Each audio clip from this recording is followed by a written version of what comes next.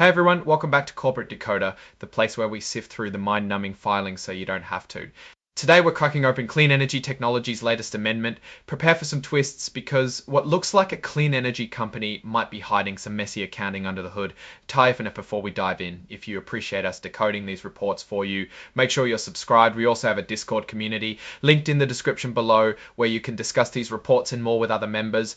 Alright, so what's this filing about? Well, Clean Energy Technologies, also known as CITE, had to fix some errors in their financial statements. Specifically, it's Amendment Number 2 to their annual report, all because of a little mix-up in their consolidated statements of stockholders' equity, which is basically a record of who owns the company and how things changed over the year. Turns out a number was in the wrong place.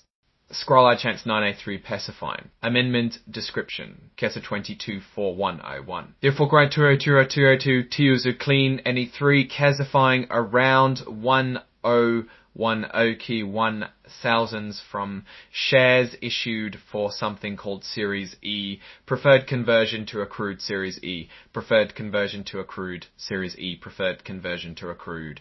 Series E preferred dividends annuls the main change, reclassifying around $441,000 from shares issued for something called Series E preferred conversion to accrued.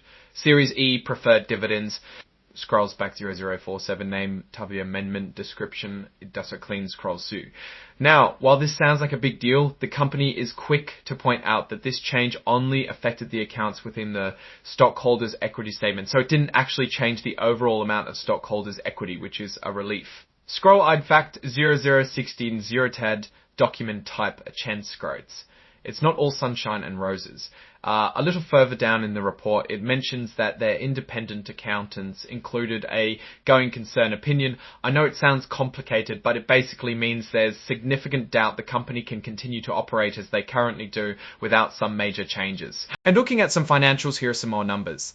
They had about $2.9 million in total stockholders' equity, which is the value of the company to its owners, and a little over $3 million in negative working capital.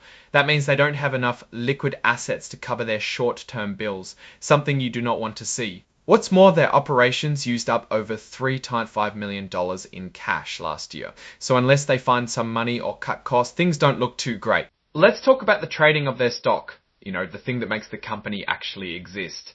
To fly in lows, the prices are all over the place.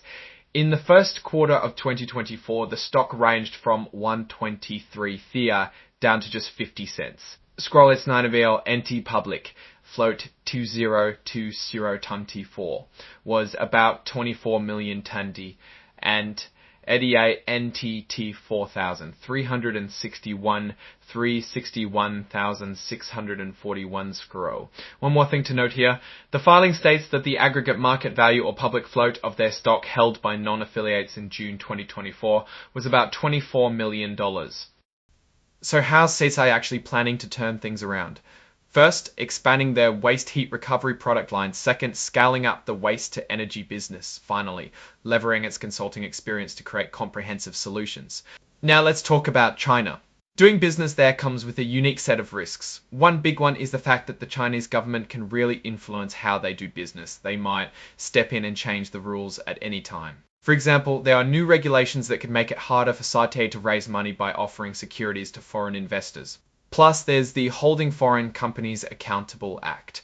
Basically, if US regulators can't inspect CITE's auditor for 2 years straight, trading in their stock could be banned. Now, CITE says their current auditor is based in the US and gets inspected regularly, which is good news. But still, it's a risk to keep in mind. One last thing we wanted to call out is cybersecurity. The company says it hasn't suffered any material losses to date from cyber attacks and data breaches, though recognizes the risk. Alright, so CITE is trying to position itself in the growing green energy market, as you would expect. There are a few problems that I see. First, and very apparent, their numbers are not good, and it raises the question on how long can the company continue operating given these numbers without securing external investments. The company also heavily relies on external players. From its financing to partnerships and regulatory bodies, this can have a negative impact of being able to perform and execute.